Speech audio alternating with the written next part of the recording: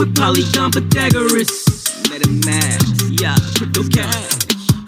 Yeah, I seen the metaverse through Metatope. My eyes a megaphone. Customize my empty skin to optimize my flesh and bone. Phase 1 evolution, revolution. Smart contracts inside your smartphone. Phase 1 evolution, revolution. Help me ET phone. Whole body markerless motion capture. The metaverse broken after the Metatope golden era. The whitelist still open. Hurry up, what you need? Golden chariot. Holy virgins that's holding cherubims, paving the road with fairy dust. Create the avatar of your wildest dreams, yeah, and use it inside your live stream. And all your metaverses, favorite games and widescreen. Metatope, visualize your digital. What's up? What's up? Nothing wrong with a little Rufus Del Sol to get the day started off on the Twitter space. Let me switch mics here. Wow, would you look at that? I just became Crypto Chris G all of a sudden. Holy moly. Who would have ever thought? I'm living double life out here on these Web3 streets. Oh, man, it's like, well, technically a third life, because I think we all have our, we've been living for however many years, and then we met Web3 and we realized that the rest of the world thinks that we are robots and that we have, no idea what we're doing, and maybe came up with a new, term for insanity. But here we are, we're together. So if we're going to be insane, we might as well do it all together and spend all of our money on Blur, according to every other Twitter space you go into. So with that being said, thank you everyone for getting here early on time. I know we have a couple guests to come join us. And so, yeah, sorry, I was getting a text message. We're going to let people fill in. Please, please, please retweet out the space. Let's get everybody rocking and rolling, seeing that we're here, that we're active. Who's active right now? These guys.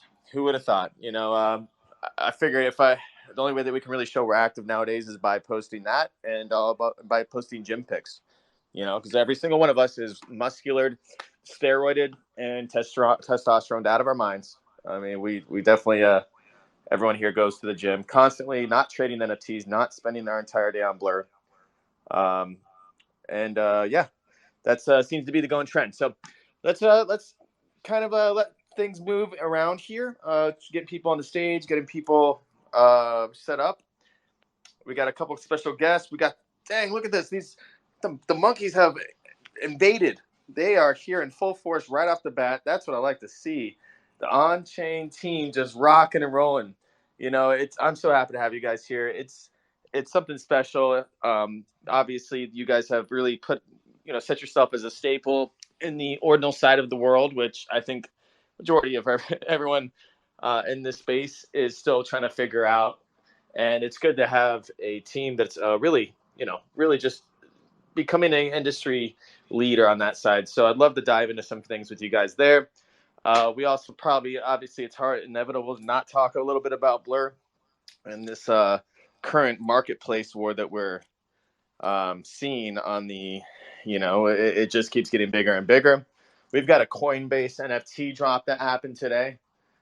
Free NFT mint. If you haven't done that, the floor on the secondary market's lower than the mint price. So make a decision how you want to actually achieve one or, get one. But you've got options. You definitely got options. You don't have to go to the other route to, mint one.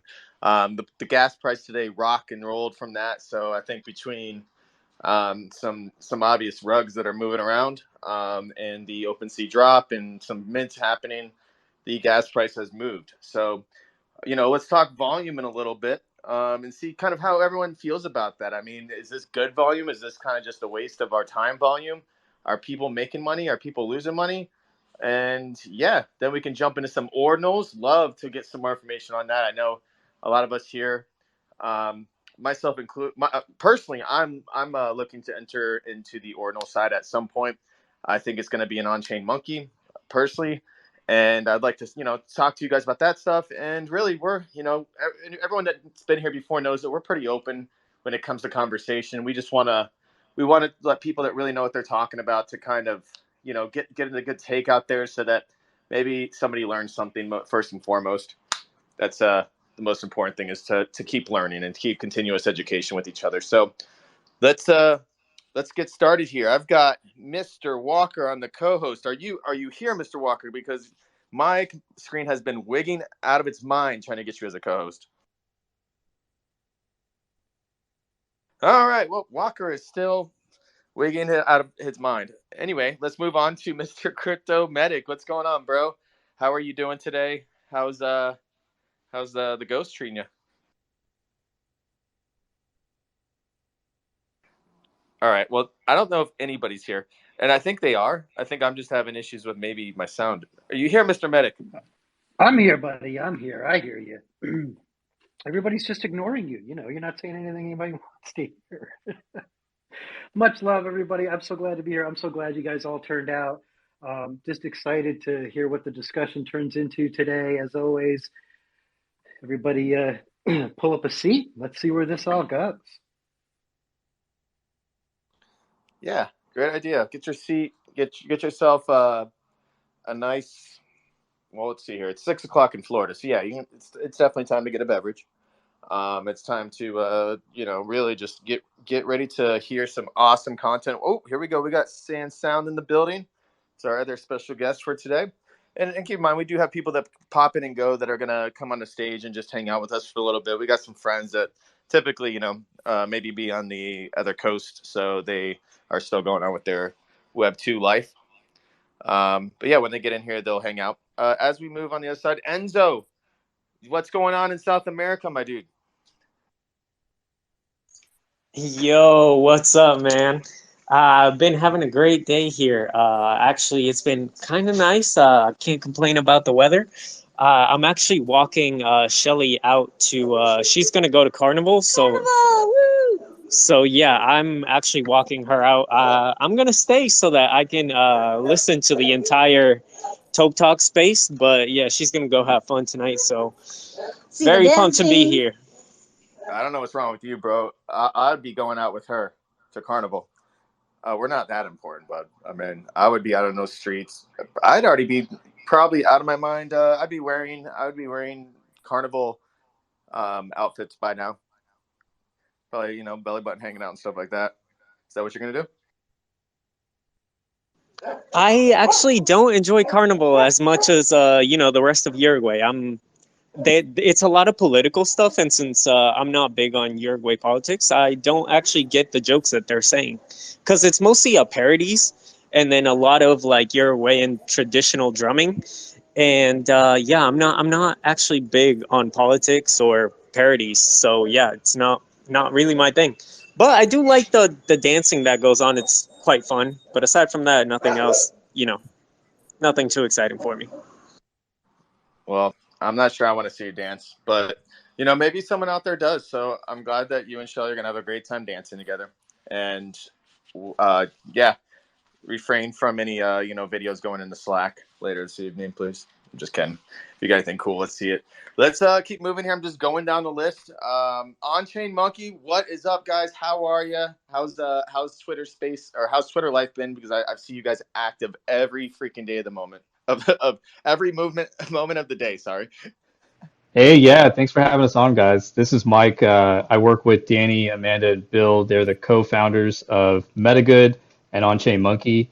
Danny and Amanda will be joining shortly. I see we've got a lot of amazing monkeys in the crowd. If everyone wants to hit that lower right hand corner button, hit us with the rise. We'll get some more folks in here. Yeah, it's a really exciting time to be an OnChain Monkey. We launched our Genesis collection on Bitcoin using the Ordinals protocol and became the first 10K collection on Bitcoin a couple weeks back. And we've been building since September 2021. That's when we launched Genesis on Ethereum. And we've got a rich ecosystem, an amazing community, and a lot of stuff in store for all of our members. So really, really excited to be here. We should have Danny and Amanda joining real soon. Yeah, for sure. They can take their time, man. We typically hang out for a little bit, and it's very open forum. So it's gonna be really cool to talk to you guys and just ask some questions. I think a lot of us, would love to just get more clarification on when it comes to all this stuff. It's you guys are also. It seems like you've been using the word rise a lot. You mind clarifying for people that don't know what you're doing with that keyword? Yeah, so Rise is the values of On-Chain Monkey and our company MetaGood. So we established those values really in like the first week of OCM, right after we launched Genesis on Ethereum. And it's an acronym that stands for respect, integrity, sustainability, and enrichment. And those are the values that we stand on as both a company and our community. And so you'll see monkeys saying rise everywhere. It's kind of like that's our signal sending out into the space, that we are here to build wealth, but we're also here to do good with that wealth. And I see we've got Amanda on stage with us. Super excited to have her here.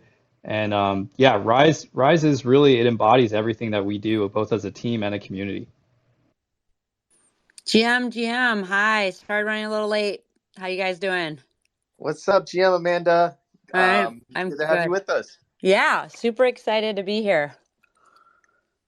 Yeah, I think Jordan was telling me that you guys met us at NFT NYC, and I think I was running around at the time when you guys might have met us at a booth or something. But yeah, I know it's been a while back, but it's good to talk to you guys again. Yeah, I was excited when Mike mentioned it. So yeah, definitely looking forward to chatting with you guys and sharing a little bit more about On-Chain Monkey. For sure.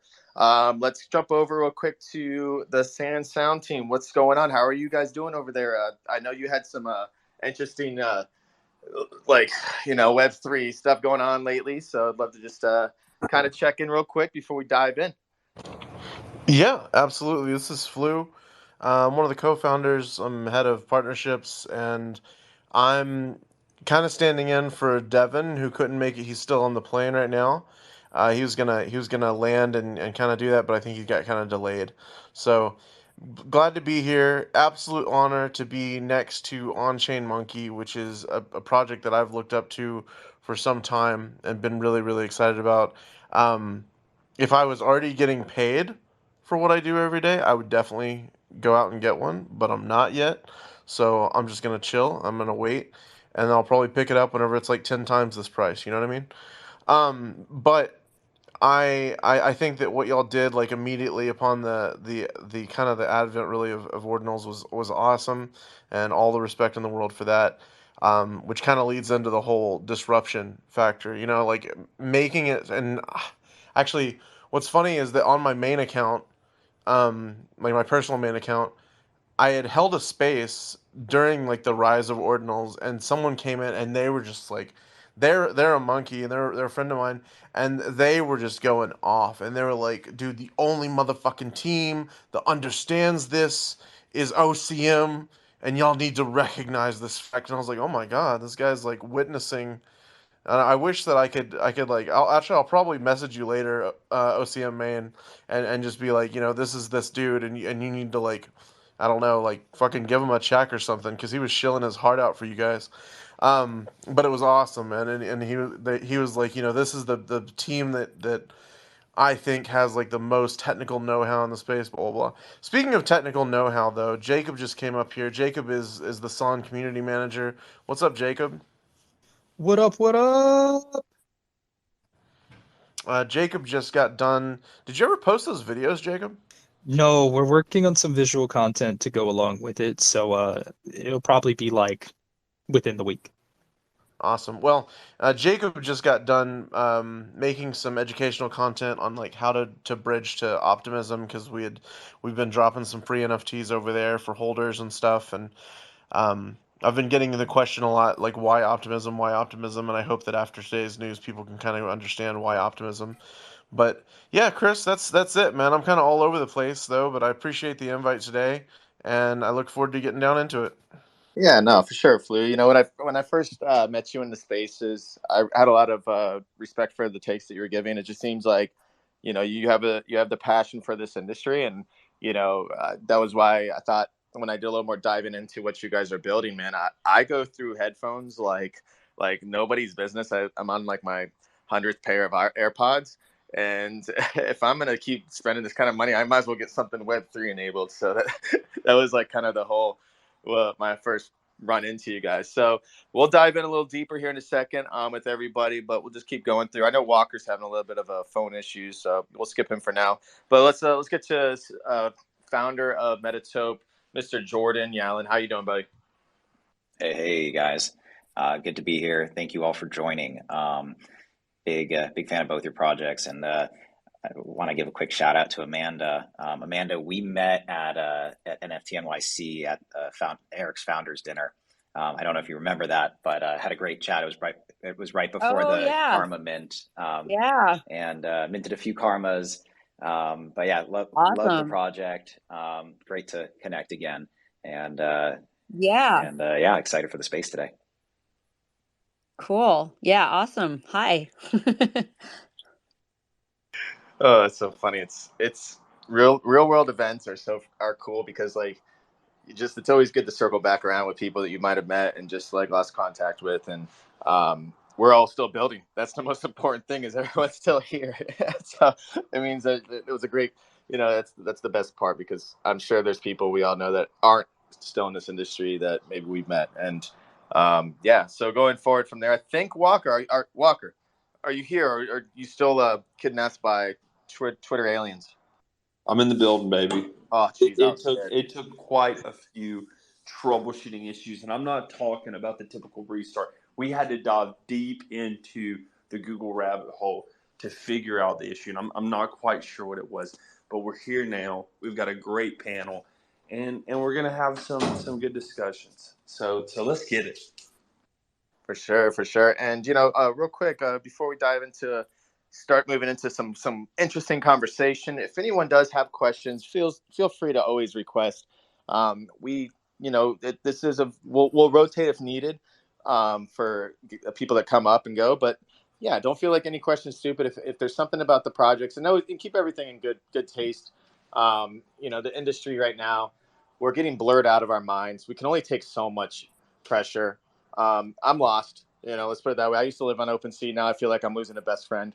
They haven't done anything for me, and Blur's over here giving away free money. So, yeah, let's jump in. So with But everything going on, Chris, I just want to state, don't get so blurred that you're disrespectful. The only rule of the space is just be respectful. This is a family friendly space, and we want to make everybody feel welcome. So with no further ado, hit it, Chris. I know I love OpenSea. I still look. I'm not spending, but I look. I got to get my. I'm 100% loyal to Blur. Apparently, I didn't know that it's purple, so that means I like the color purple. So yeah, so let's jump in. So with everything changing now, we're seeing a lot of these different airdrops popping out on these different type of, it just seems to be becoming a new meta to like increase product or increase usage and increase volume on marketplaces. As a, like, I guess On-Chain Monkey, as a collection that has been moving between like 1 to 2 ETH. I mean, you guys popped over 2 ETH for a while there. Are you seeing a lot of this volume coming from these external marketplaces outside of OpenSea, and is it affecting you guys? Like, because I feel like you're able to see maybe on-chain monkey versions or traits that typically don't hit the floor might hit the floor because someone's just volume trading, right? Are you seeing people finding their grail that they've been looking for and really being excited about that movement?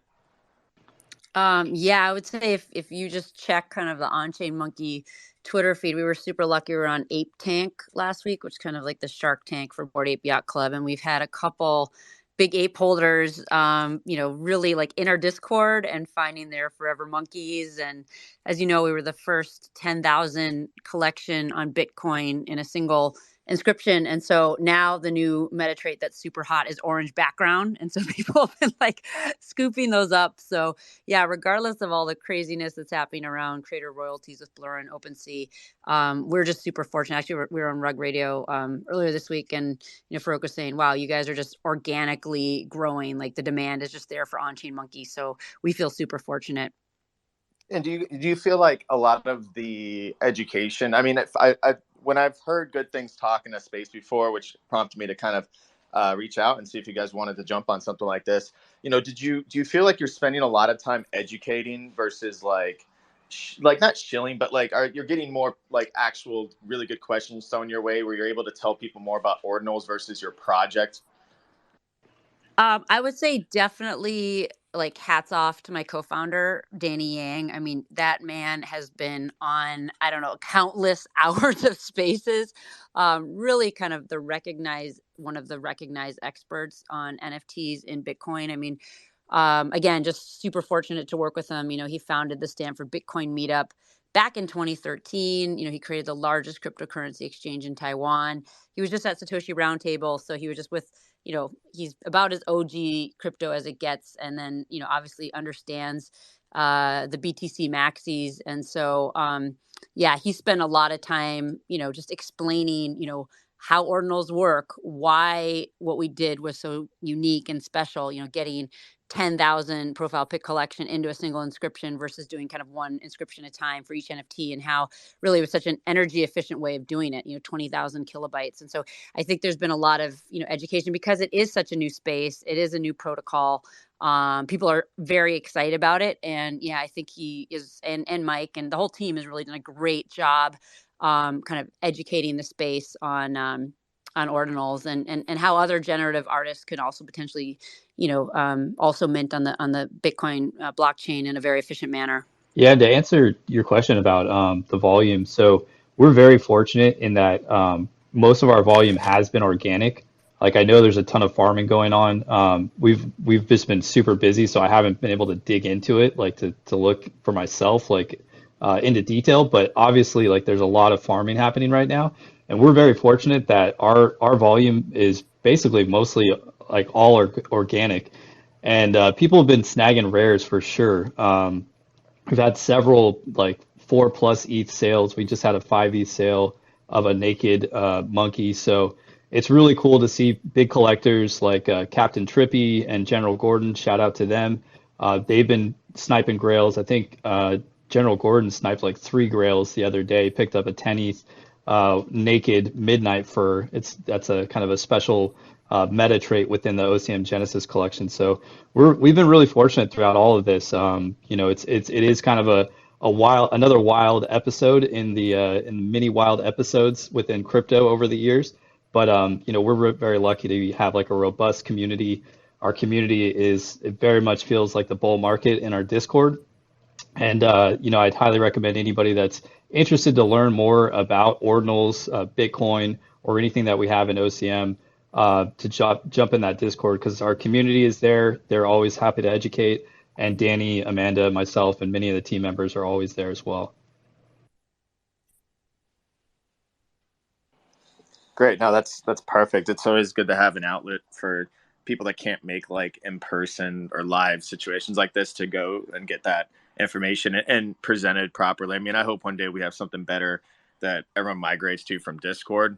You know, I feel like it's 100% more centralized for like a gaming community, but like it's what we got now. So I appreciate you guys putting in effort to make it a little bit more like, you know, interactive, and at least like providing the team that like will get back to people because there's nothing fun about opening like tickets and then like feeling lost in the sauce and you just never, you know, and then you forget to go check back and both sides wasted time trying to get something achieved. So that's definitely really cool. And, you know, like when it comes to you guys, Sand Sound, when you guys are doing more of like a phygital collection, right? So like, do you guys have a lot of Discord presence, or is it like more or less like, where do you, in a phygital sense, how are you connecting with people? Because you need to find ways to ship items, right? Like you have to have some sort of KYC set up so that I could get some headphones in the future. Is that true?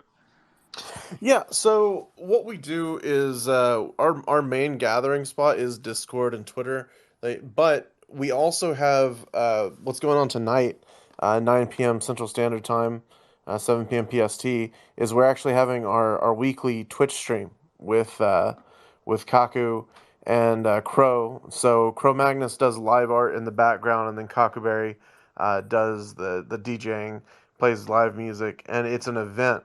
And so I would invite all of my monkey friends down there to come by and hang out. Just twitch.tv/sonsound3.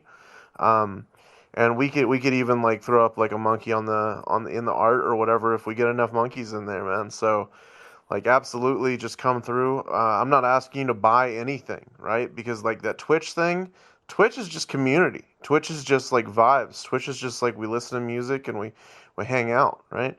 And that's really what it's all about, because it's, regardless of anything else, it's all about the music. It's all about supporting individual and independent artists.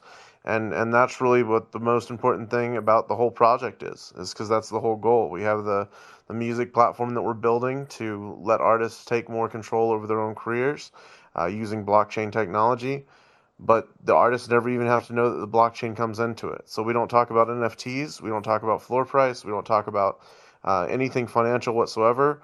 We just turn on music with Kaku, and he mixes, and we've got like a new request line today that we opened up right now, like today, I think about 2 hours ago in the Discord, where you can actually suggest songs for Kaku to play and to work into a set.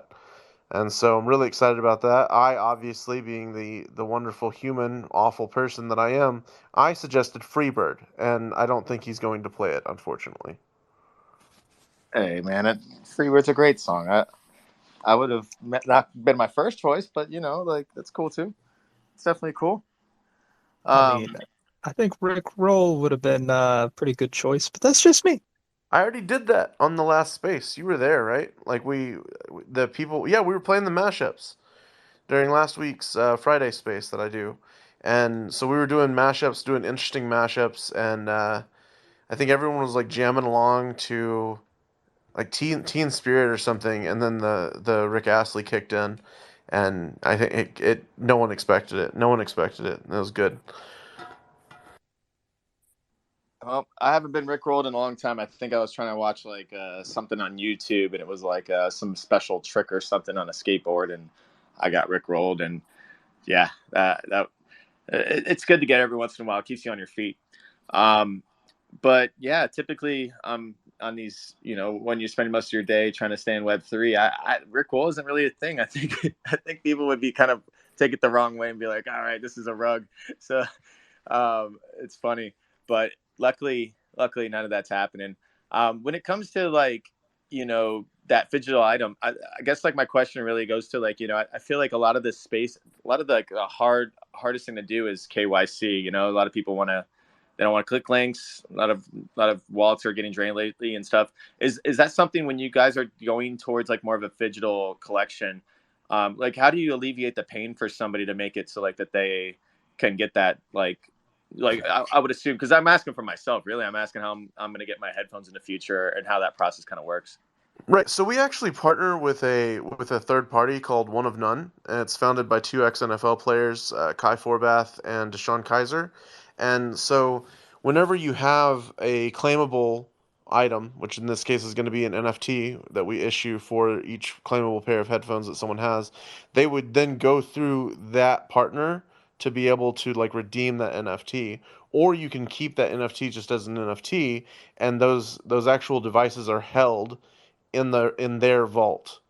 And so the way that they came up with this whole vaulting system over there is that Deshaun, whenever he was playing for the NFL, he had to move like 6 times in like 4 years because of his jobs, right? And so he has like 300, 400 pairs of sneakers. And so he would each time have to move those around, and it was like a massive pain point for him. So he was like, well, what if I still had this value? What if I still had this thing? And then like it was represented by an NFT, and then it was just safe in like a secure, protected warehouse that like, you know, someone had control over, someone had proper security at, so on and so forth. And then if and when I wanted to claim them, I'd just like burn that NFT. They'd ship it to me, and then if I wanted to send it back and make it so I could actually utilize the asset again, like sell the asset, I would ship it back to them, and then they'd regrade it. They'd make notes about the current um, condition. That's the word I was looking for. Condition of whatever the item was, and then they would reissue an NFT that actually represents the new condition of the item. And so that's the kind of system, and that's the kind of distribution model that we're working with. So it's through them. That way, we never get direct exposure to like addresses and names and things like that, and it doesn't even necessarily need to be linked to the wallet. Initially it will be, but going forward, once we have that ZK layer in place, it will not be linked to any individual person. Oh, that's really cool. I mean, that's a great use case for ZKs. So thank you for answering that, man. That's interesting. I'll definitely have to look more into that, but that is a really good way to eliminate, or not eliminate, just reduce a lot of exposure and risk. Crypto Yeah, 'cause Medic. Oh, go ahead. I'm sorry, Sansa.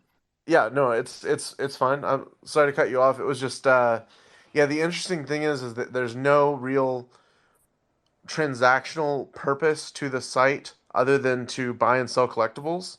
So it's very much like a purpose-built site for that. So it's just a good way of kind of like handling that end of things as a fulfillment layer, I guess you call it. For sure. Yeah, that's a part of the process that you got to fulfill what you're trying to do. And I mean, it sounds like you guys have a good way to make things go easy and smooth for a consumer that needs to have that extra layer of security from a third party. So I dig it, man. Cryptomedic, let's run over to you real quick. Thank you, my brother. Just great conversation.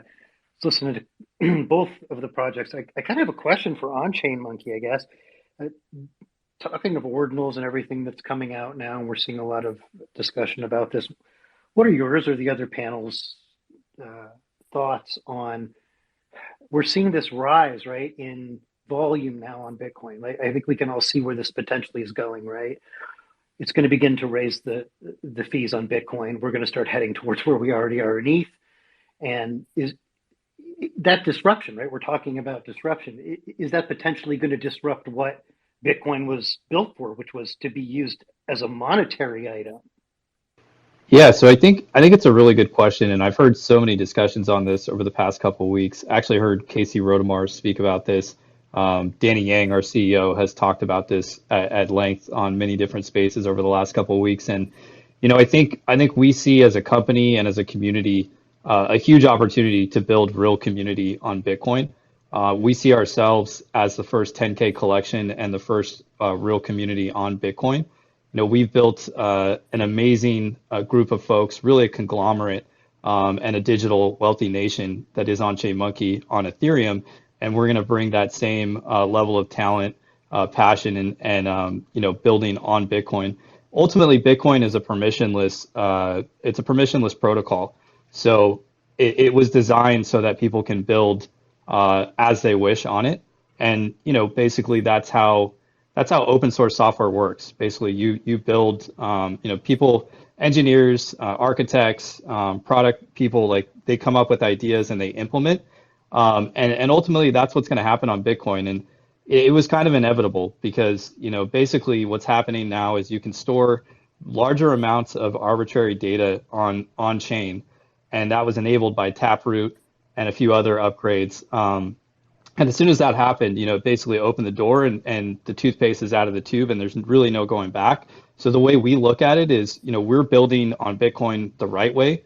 We're building it where we respect, building a way where we respect everybody else's ability to use the network. So when we put all of our 10,000 Genesis monkeys in a single inscription, with I think around 20 kilobytes of data only, that's the way that we see that people should be building on this. I think people are going to continue to inscribe larger collections, one at a time, one inscription at a time. I don't think that's the most efficient way to do it, but that's how people, some people will continue to do that. But ultimately, we're looking to lead the way on Bitcoin as far as NFTs go, and do it in an efficient way, respectful way, and really kind of the OCM and the Bitcoin way. Awesome, man. Thank you for that. Did that answer everything you needed, Cryptomedic? Yeah, absolutely. Thanks so much. And I'd love to hear if anybody else has any comments. Sure. Let's run over to Jordan. Yeah, I think this is an appropriate name for this space about disruption in Web3 because, and I think obviously that's one of the goals of Metatope, but both of you guys are doing incredible things where you're taking a different stance and a different angle at this incredible industry.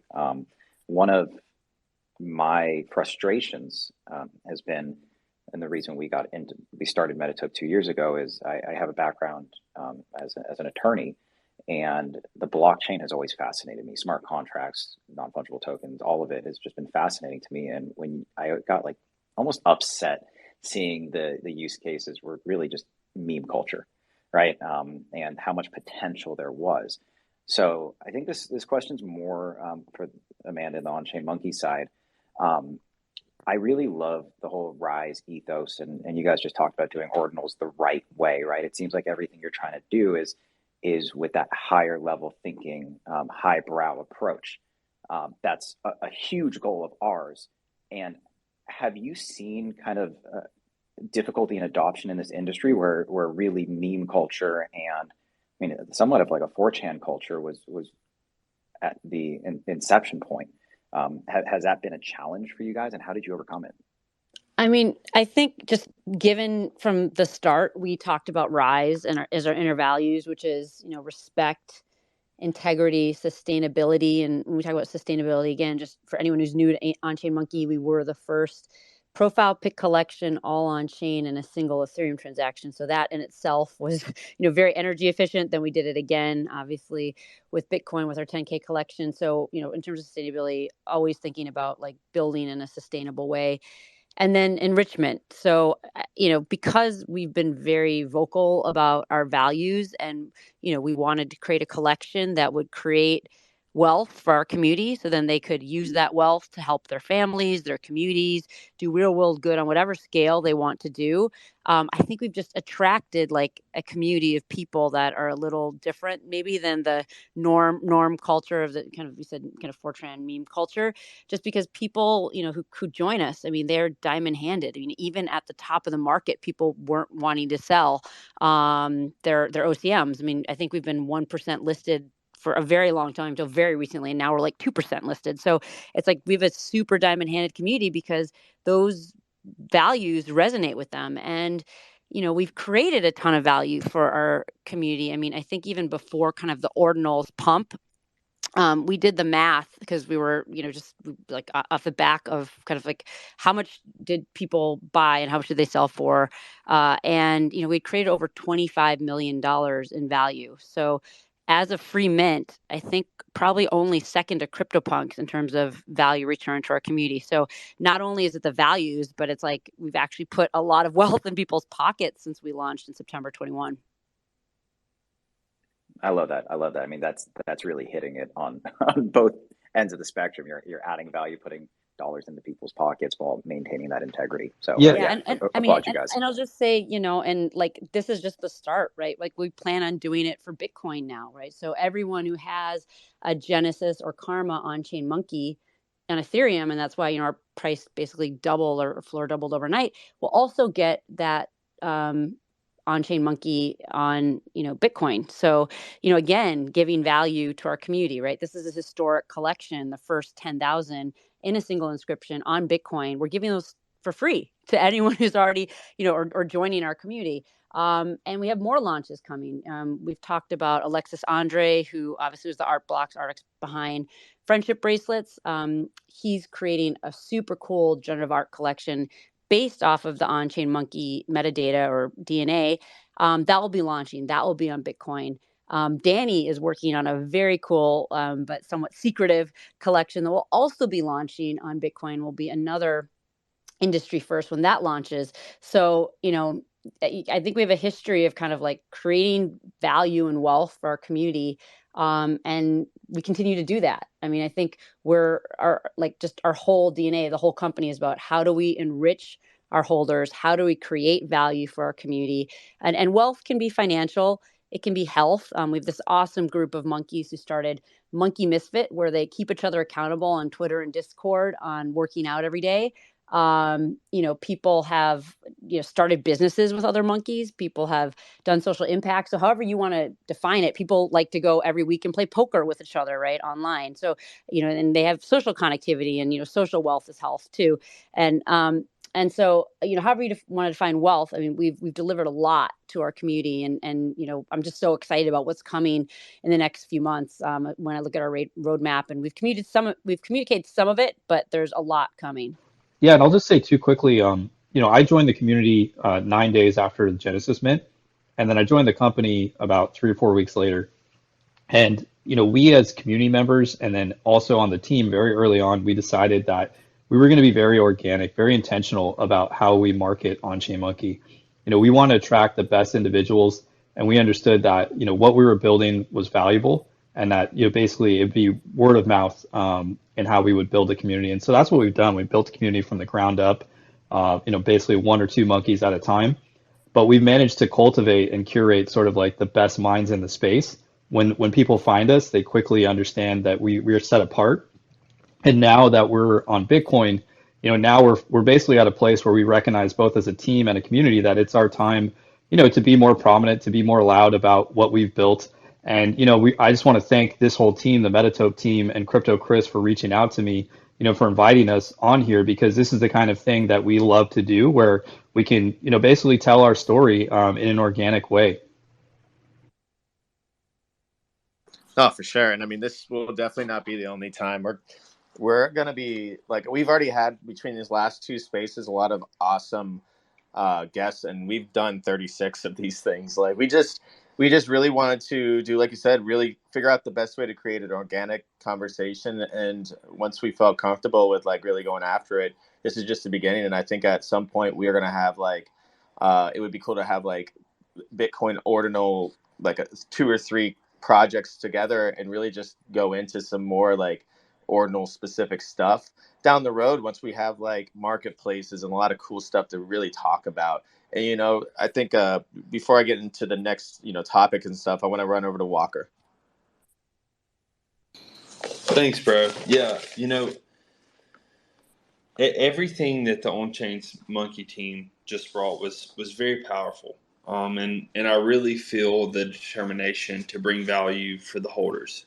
Right? And I mean, at the end of the day, that's what it's about. Like finding like dedicated individuals and teams that are that are here for the people. So I wanted to clarify something because I'm very interested. So On-Chain Monkeys, I know they were the first, the the very first, from my understanding, 10K PFP collection to be inscribed into Bitcoin. But were they inside of the first 10,000 inscriptions? No, we were not in the first 10,000. So again, like we were well on our way to inscribing as the first 10,000 were being inscribed. But as always, Danny and the team, it's not about being first for us, as much as it is about doing things the right way. So we're very excited, to be among the earliest inscriptions. We actually have inscription 20219, which is a very special number.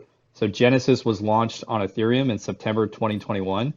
And, basically through the magic of On-Chain Monkey, we were able to secure inscription 2021-9, which represents the month and the year.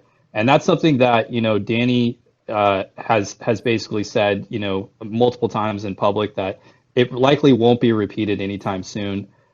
We have an incredible team as well as an incredible network of folks who are Bitcoin native that are able to make something like that happen. And we're very, excited to be able to share that historic thing with our community. Gee, that's incredible. And the beauty in that, right, is that these on-chain monkeys, that these assets, these digital identities, become one with Bitcoin, right? Like it's very different than minting a token on top of Ethereum. Like you are actually becoming one with a Satoshi. And this is a conversation that we had recently. I think last week, maybe the week before, and how there's a really interesting collage here of fungibility, right? Because you now have an on-chain monkey that is a Satoshi, and the current infrastructure of Bitcoin cannot tell the difference between the on-chain monkey Satoshi and a regular Satoshi. So that's why you can't send funds out of a BTC wallet that are holding these ordinals. So we're merging into this new this new dawn of like what the Bitcoin infrastructure means, and I think it's potentially extremely valuable, right? Because we've seen all these businesses and this infrastructure be built around Ethereum, Solana, Phantom, Cardano. Yet Bitcoin, being the mecca of decentralization, has not harnessed that, right? And And so to see this DGen community, if you will, step into the Bitcoin network, I think is really exciting. And so my last question on this topic is, how do you guys, and anybody on the speaker panel, how do you perceive the sustainability of this move, right? Like I feel like we see a lot of people from Bitcoin who are not necessarily for this. Like, how do we feel like the sustainability is for this move? I think it's going to stick around. One thing that I did want to point out to the OCM fam, the Monkey fam, is that right underneath me in the audience we have coffee, with a san, like kanji for the E, green PFP with a blue face. That is actually he's actually a Bitcoin Core contributor. So we've been considering some ordinal stuff as well, but everyone drop him a follow. He's actually one of the OGs for that. He has contributed to the main code base for it, and go follow him. He would be a good resource to ask for help on pretty much anything Bitcoin related, and yeah, absolutely. Just I wanted What was his Twitter handle one more time? it's actually Coffee Converter. So you can it's just at Coffee Converter. But yeah, he's our main dev. He did our NFT contract. He built in a puzzle, actually, like a puzzle in the form of like a hidden poem throughout the contract that one of the core devs for, I think it was Artifact, actually ended up solving and winning like 1.3 ETH or something as a prize. But anyway, yeah, he's great. Coffee Converter. All the OCMs follow him, and that's about it. I just really wanted to show him while I saw him here. So sorry. Well, Oh, thank that's you sick. for that. And sorry, Chris, and then we'll move forward with the conversation. I just wanted to know if anybody on the speaker panel had comments as to the sustainability of this move for Bitcoin, right? Like moving into these different networks, these different business models. How do we see it evolving? Sustainability in terms of like being able to create lots of NFTs on Bitcoin, or is that what you're asking? No, so I mean, obviously we can create the NFTs, right? But like the liquidity, the growth, the community, right? Like do you see this sustaining as as the Ethereum networks have in their growth, or do you see this being more of a fad? We definitely don't see it as a fad. So we are still building on Ethereum, and we look at our Genesis and Karma collections on Ethereum as our sort of access pass. So that's the utility, like membership token that will get you basically rewards and drops and everything that our company builds. Um, on Bitcoin, we view that as a place for high-end generative digital art, and there'll be other all kinds of media stored on there. But as far as NFTs go, we look at it as a place where generative art, the highest end generative art can live, and it is expensive to put things on Bitcoin. So it is prohibitive to kind of have these like massive, just a ton of basically collections that maybe don't have much behind them, like we see on some of these other networks. That won't play on Bitcoin, and we're actually seeing it in real time where project founders on Ethereum are trying to figure out in real time how to play in Bitcoin, and it's a very different space. You need to understand the culture as well as the limits and constraints of the architecture of the system. So we're really excited, to kind of be leading the way, because the way in which Danny and the team inscribed our 10K collection is the way that we view it should be done on Bitcoin. It does require an increased amount of efficiency and a lot of technical skill to be able to build on this network. And as far as the culture of Bitcoin, it is a very different culture, and we're really excited because Danny and our team, they're sort of born into Bitcoin. Danny founded the Bitcoin Stanford meetup in 2013. Our chairman Bill Tai, was using Bitcoin in 2010. He lent the money to the first big Bitcoin mining company, Bitfury. And so, the roots that we have in Bitcoin are very, very strong. And we're really excited to be utilizing our network, and as well as the conglomerate of community members who are native to Bitcoin to help lead this way. Oh, that's incredible. And for anybody in the audience, that may be interested, right? Like you hosted a note on Bitcoin, and you can inscribe ordinals. So don't ever feel like you're so out of the loop that you can't participate, because you can. And what On Chain Monkeys has done to elevate their community and bring their project into a new meta is incredible. And I completely agree with what you're saying. We're taking a time stamp data of extremely valuable pieces of culture, and bringing those into a completely immutable network. So I really, really appreciate what you guys are bringing to the Ethereum community, what you're bringing to OCM. Yeah, baby, let's keep it rolling.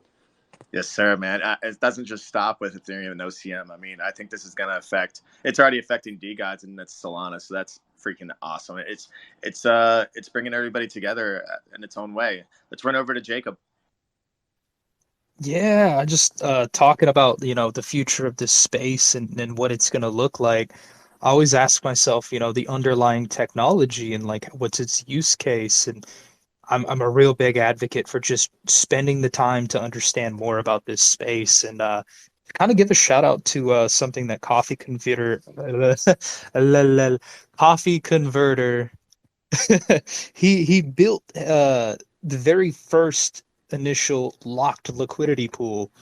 So the way it was done is that this token, had an initial, auction round where all of the liquidity in that auction was then locked to Uniswap, allowing for a permanent price floor and liquidity to be able to trade between these tokens. And so innovative things of that nature that really redefine the way that we interact with finance, the way that we redefine the way that we interact with cryptography, crypto in this space, layer twos, the scalability issues, the more big brains aiming to solve problems that exist today or even create things that we don't even know we could use today are the people that I want to be following. Jacob, why did this turn into a Let's Chill coffee space? I'm very Yeah, confused about I'm this. Like, Yeah. Coffee's worked with Sandsound and On-Chain Monkeys. What's going on here?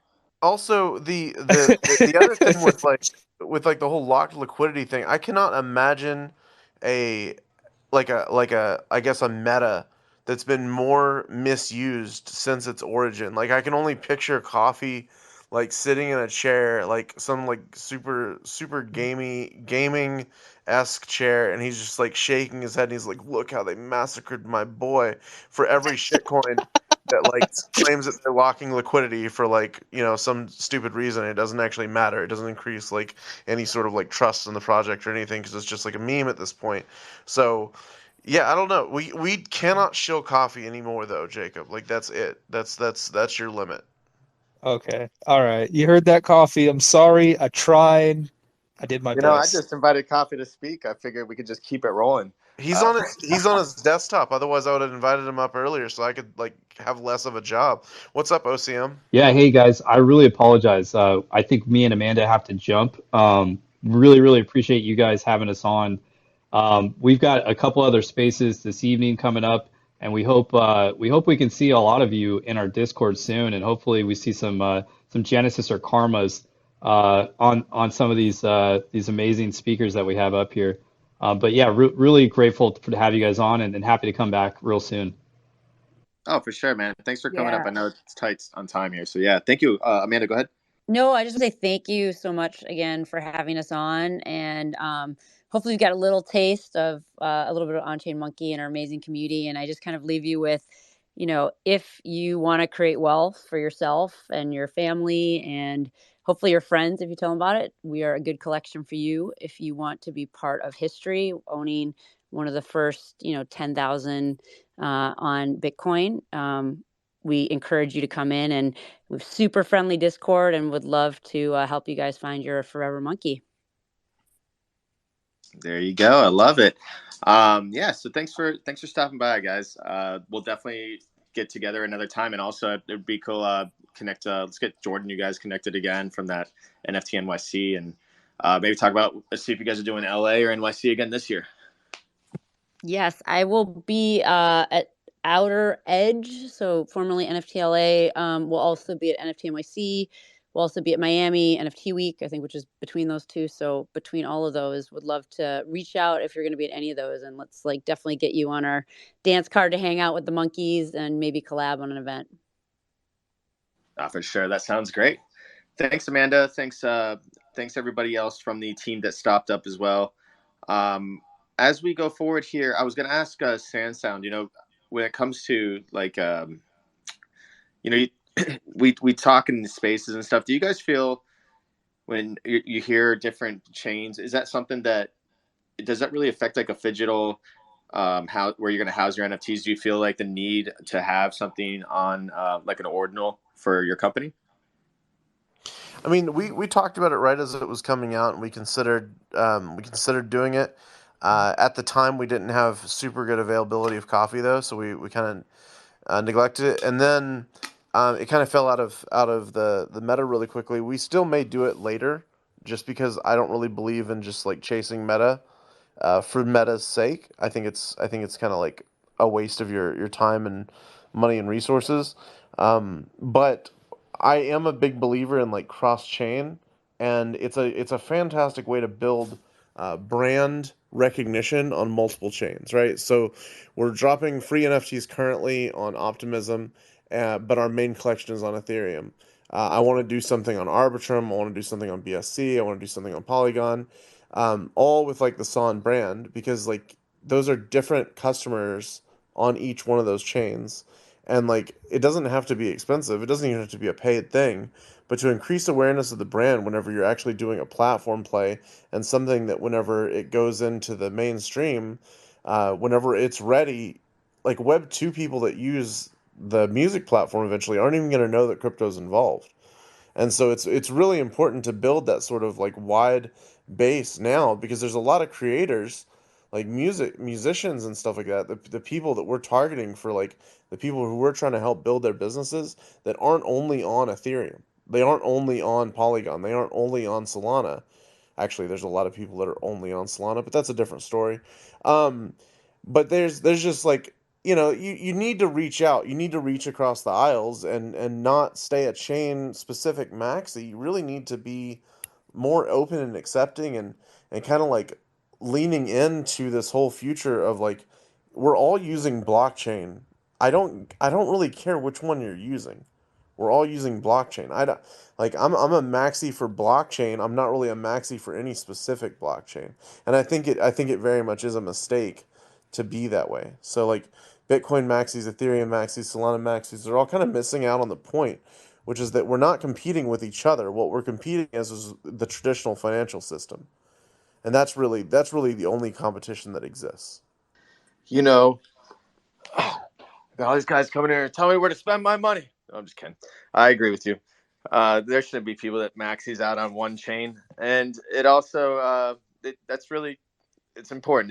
People are going to start to open their eyes a little more. There is, like you said, some communities that do maxi hard and don't typically look other places. But you know, when I was in crypto and I really didn't mess with NFTs, I still believe that there is a ton of people that don't mess with NFTs and that are in crypto. And this is, you know, these routes that you're talking about, hitting these different chains where maybe um, somebody in the crypto world spends more of their time. I think you're going to find more liquidity from them as well, not just NFT positions and like Cardano per se, right? There's a lot of people that hold the coin that don't even know they make NFTs.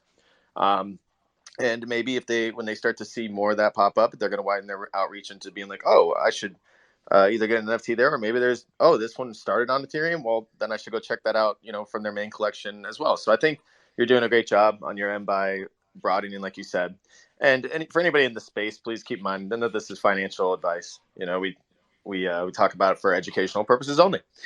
Going forward here, I kind of want to open up to more of an open discussion with people on the stage here. We were going to keep this one a little bit shorter than normal. Typically, we were around that 2 hour, 2.5 hour range, but we'll probably start closing this down around 7:30 Eastern, so about 26 minutes. Who here got involved with the Coinbase NFT launch today? All right, well, I guess I was the only one. You're What a talking great about the launch. base, like the one that they launched on. Oh my God, what chain is that? Um, I think they did Ethereum, right?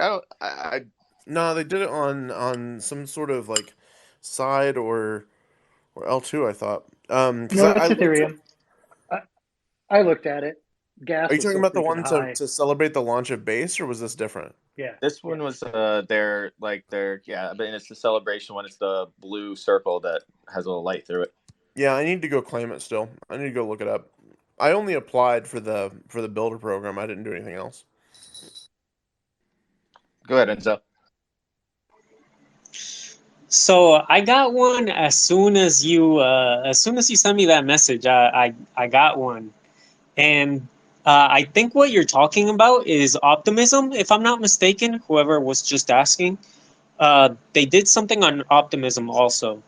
I think that's what you were going towards. You know, and Yeah. optimism is yeah, that's true. That's BitBoy's like one of his new favorites. I saw that he's pumping money into his optimism. Can you share some light on what optimism does? Somebody here? Well, that's Optimism is the one that's actually building the Coinbase chain. Like that's it's not another company, and it's not really Coinbase either. It's Optimism.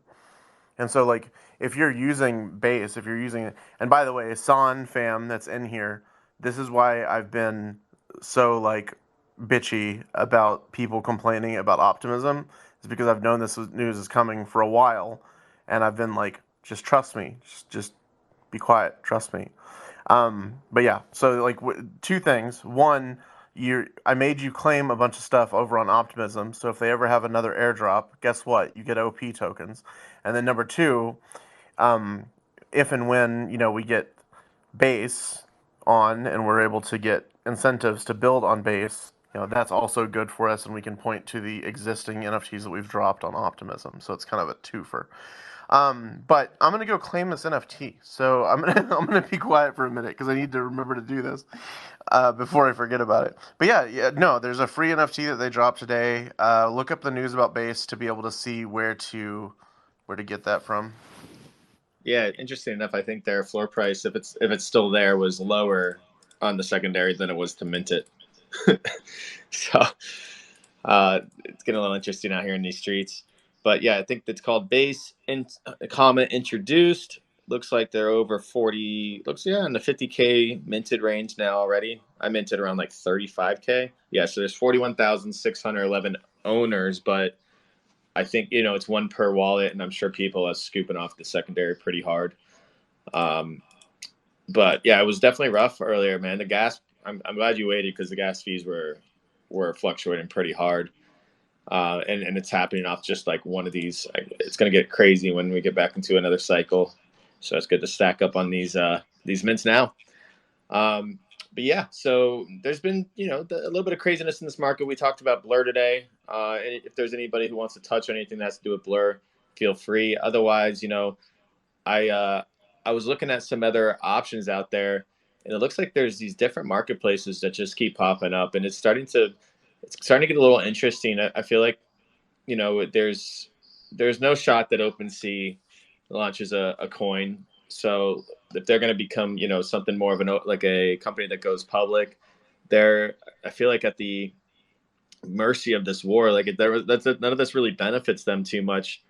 With like, in my opinion, with like Blur going hard in the paint. So really, does anybody have any like? What incentivizes anybody to actually use something other than Blur right now? Well, bro, I mean, OpenSea just dropped their trading fee to zero, right? They're messing with the creator royalties. They are definitely taking notice of what's going on. But as we spoke last week, the volume is enormously in the favor of Blur in the past couple of weeks, but the unique users aren't, right? Like what they're actually pulling again, and we've spoken to multiple times, is this wash trading. I mean, honestly, like we've seen this play out multiple times where OpenSea holds the user base, and not that this time will be the same, but like, what is Blur offering? What did Blur have that was attracting the majority of the volume or the users, which they still don't have, before the airdrop? Just the Right. airdrop, because like Magically has a better interface, like by far. Magically has a better interface, better features, and Magically is doing an airdrop as well. But then you actually had to do more to actually claim it. But the thing that I think Blur really messed up on, and y'all have to excuse me because I also run an Aave fork, so I run a lending protocol. It's live on like 7 chains, and we've been live for a full year without a token. And so like this entire year we've been building up to the fact that we're going to be doing an airdrop. But like we're talking about like 10% of our initial supply is going to go into the LP, and then we're doing like 1.25% of the supply as an airdrop.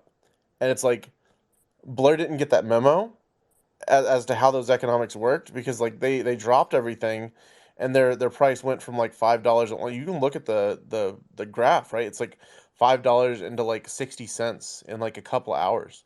It's just insane. And they I think they just neglected to think about how that amount of the token being dropped all at once could actually affect the price. So like the people who were there and were like, I think that just led to like this whole like sort of avalanche effect. No offense to Ava Labs, but like avalanche effect that caused that initial drop in price. And I think that just like continuing on with this narrative of continue farming on Blur for rewards, continue farming on Blur for rewards. The one thing I would say to projects is just like make sure to check to see what your rewards are, because like ours for the contract that we checked on, which is ours, for Son, we got like 10K in Blur rewards for that first initial airdrop. So just something to keep in mind is that if you run a project, keep on checking. For sure. And I mean, what this comes down to is sustainability, right? Like, how long is this going to last, and what are they building their user base on? And it doesn't seem like this is something that creates, longevity in a network or an economy. And that's what we should be looking at as investors, right? As Web3 participants who are creating the economies of scale. And man, Blur's had some great features. Don't get me wrong. Like it's been a good platform. I mean, they innovated in a way that caused OpenSea, to change their models, right? Being able to come in and sweep collections. However, the entire time the user interface was negligent at best. Right? You feel like you're dealing with the back end of a system when you're on Blur. So we all just have to look at the feasibility of the option and how many users are they really going to be able to onboard. And what we've seen in this massive run up of liquidity is that they didn't produce more users, they just produced more volume. Well, So I think that it's been shown that like 15 what is it, like 15 wallets have like the top whatever percentage of the volume, and it's just whales just wash trading, and a lot of the whales are wash trading so much that they're literally taking, it's like laddering down the prices of collections, because they're buying them all and then they're selling them at losses because they know that the Blur drop is going to be larger than whatever they're doing, because they have so much of the percentage of the volume there. And like that's like a fundamentally broken system, and it's something that most developers I think are aware of, but then I think that they get kind of shoved around by the business side of people, and they're like, oh no, this has to be impressive, we have to make headlines with this drop, we have to make headlines with this drop. And I think that it kind of shifts the priorities into like a search for PR rather than a search for PMF, like product market fit. And that's exactly like what Walker was talking about, which is that like it doesn't really serve any sort of public good currently. And that being said, OpenSea is just floundering. Like they're just like running around screaming at this point, because like I'm not sure what they're doing. They dropped down their fees to 0%, and then like a day later we're like, 0.5%. Like let's go like half a percent now. Like it was the shortest sort of reprieve from those fees ever, and it's kind of insane that they're so nervous about this game that they're willing to like still fight this fight and I'm not really even sure what they're doing at this point. They either need to drop a token, or they need to like radically redo their interface. And I think it's hard, right? Because it goes back to the discussion of sustainability, and I think very few businesses in this market have produced economies that scale, right? And so with Blur, I think OpenSea potentially they're looking at this at like such a short term threat that they're saying, hey, let's give the users a reason not to go there. Let's give them a reason to stay here. And then we'll increase our fees, right? Because the thing that OpenSea has done well is create a sustainable business model. They've created very good revenue. They have created a standardized issuance across the industry of how people purchase and sell and list NFTs. And who's going to compete with that? In my opinion, long term, it's not Blur.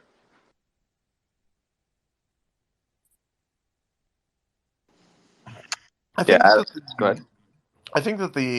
the meta is going to shift to individual marketplaces for projects in which those royalties are respected, um, and like something that we've been, because we already have like an origin protocol, um, like marketplace for our own project. We just don't use it yet, and that combined with other methods of incentivizing volume on those specific ones, I think is going to be like the way forward.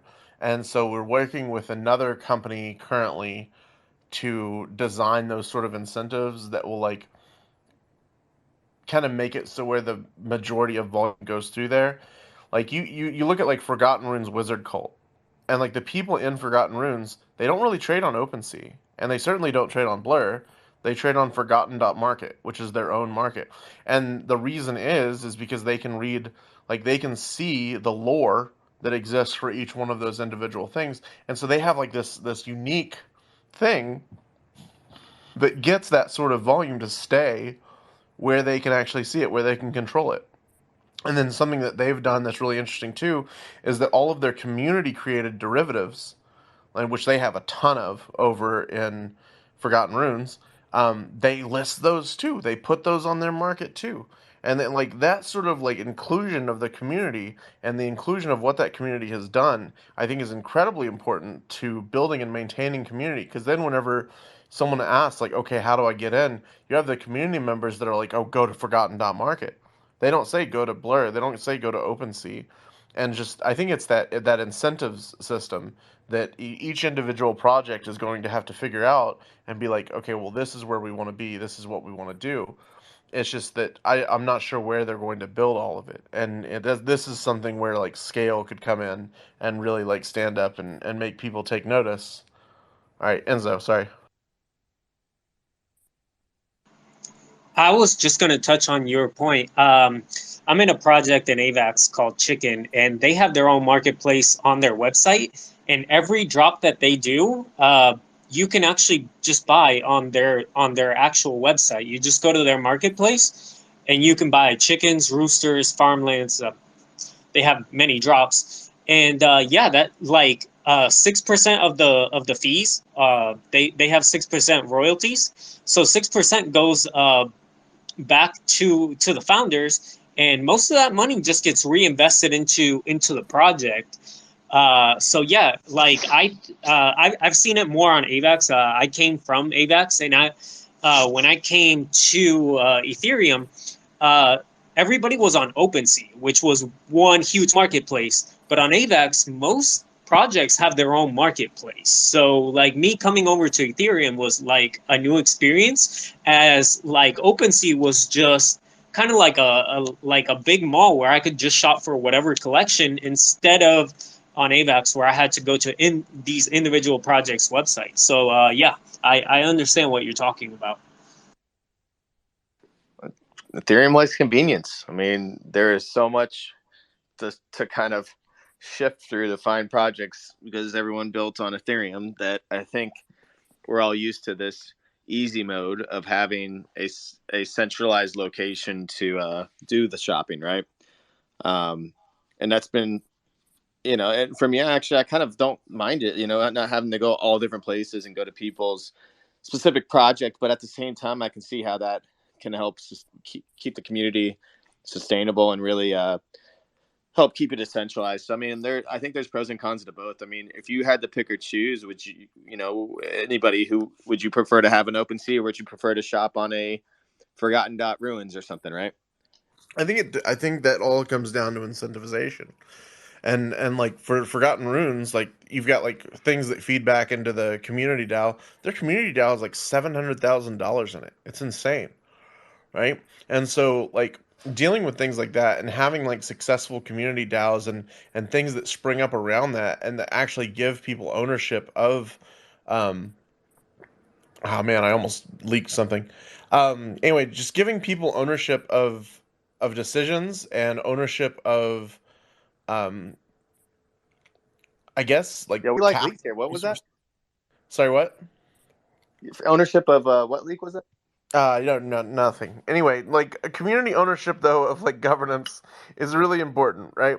And having people have a hand in in the ecosystem that they're involved in, it makes retention so much higher for all of the people involved. And so like having like a governance system, having a marketplace, having a DAO that's like community run, having projects that are community based and yet that draw off of the original IP, like all of those things are all like additional factors into why you would even have your own marketplace in the first place. It's just about incentivizing the usage of it and making sure that like people see why they should use this rather than OpenSea or rather than Blur. And it's like an additional little education piece, which is something that hopefully we're getting better at, which is like the whole education and like communication aspect. So I hope to be able to share more about that soon, but that's not a today conversation. That's a you PM coffee and see if he'll leak it sort of situation. No worries, man. Well, let's definitely plan for that. Are you going to be in NFT LA or NYC? We'll be at NFTLA. Actually, the main founder for Son leaked it last night, so I can say it. NFTLA will actually be doing a show on the 21st of March in LA. So we're very excited about that. It's going to be like our first real event, and we're throwing that with a partner. He also leaked last night, but I don't think I want to leak that specific one yet. But there's going to be an interview going live for like big crypto, and so it's going to be exciting though. It's going to be awesome. There's going to be a few artists that people definitely know there, and so I'm really stoked for that. So March 21st, if you're going to be in LA, um, it would probably like be in your best interest to hold us on and probably soul bind it. So Oh, that's cool, man. For sure. We'll definitely connect in the back end on that. Um, yeah. Are you going to have prototypes there of the headphones? oh yeah. Cool. I think by that point we might have actually shipped some more. Um, but the we're also going to be at ETH Denver, which is in just a few days. Denver, So, Schmember. Just kidding. I dude, like Denver. ETH Denver. Okay, so here's the thing: ETH Denver as an event is so much better than NFTLA. Like it's not even close. Yeah, I know. It's a good one. Just falls in a really weird time this year for everybody on that I know on my side of the world here in Florida. But I think people are excited for it. I definitely know a lot of people going. There's some Mary Jehucha mansion up there that seems to be having a ton of parties with like some of the most interesting little what was it, the chungos. I picked one of those up off the floor and then I sold it like 3 weeks later, and then after it pumped like 6x. So I was, I'm a little butthurt about that. But as we close out the space here, I just want to give final thoughts on things. We had some awesome conversations today with on-chain monkeys. I really appreciate that community showing up in full force. It just shows that their leadership is giving them, what they need to stay around and really um, providing great content, providing great knowledge, providing great roadmap for the future of that collection. I'm kind of like going away from the word project lately. It seems like we're moving into more of collection and business. So I'm trying to say project's more of a collection or business. And then we have Sand Sound. Some conversation with you guys. Thank you for being here as well. You guys are a business, in my opinion, when it comes to digital items, and really looking forward to owning a pair of those myself. I did a little research on what you guys already have going so far, and I think very bullish on that. Music and Web3 is one of the forefronts of creating different lives for people, and we see a lot of artists entering the space, and I can definitely see some ties that you guys will, branding connections and stuff that will go your way in the future here as you guys continue to build too. So thank you again for being here. I'll let you guys give some final thoughts for yourself here. Anything you want to give some shout outs or, where to find you, stuff like that? Yeah, actually, a lot of projects shill their own collection during this part. I don't care, right? Like that part doesn't matter to me. What I would say is come join us tonight, everybody that's here. Come join us tonight on Twitch. Twitch.tv/SonSound3.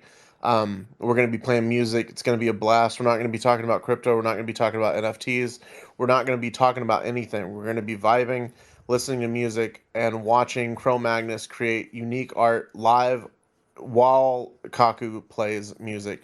And if you want to become part of that, if you want to suggest songs for Kaku to play, you can actually come into the Discord, and there's a new channel for that. So really excited about that. If you want to look into the rest of the project, that's awesome. But more than anything, we would just all really appreciate your company and your time. That's all we really ask. I don't care if you buy anything or not. So come watch us on Twitch, man. It's going to be a blast. Always is. Great.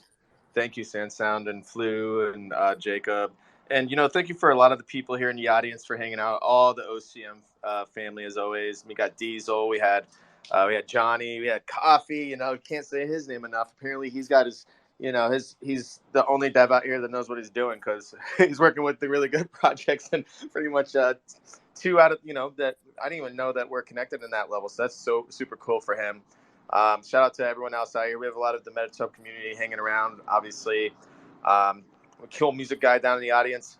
I think I said Diesel, DJ Moons, Beat. We had a couple other guys, a couple other Bored Apes roll through here, which was cool, and Fredo hanging out as always. Thanks, panels. Crypto Medic, anything you want to say to anybody here? Much love, everybody. Thanks for coming. We'll see you again next week. Love the conversation. Sure, and never last and never least, Mr. Jordan, anything on your end?